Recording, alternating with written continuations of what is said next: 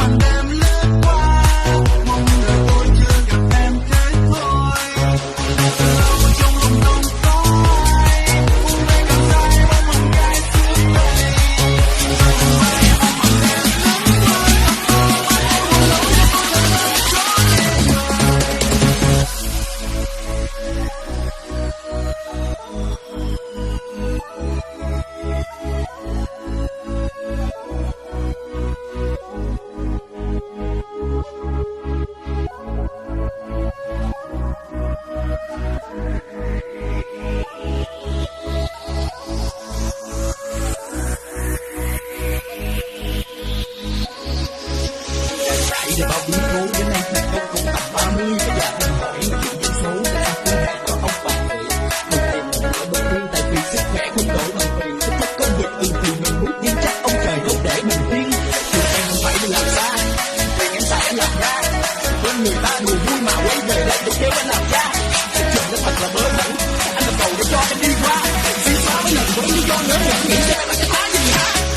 sống như việc tôi vì những lý do mà tôi đã từng muốn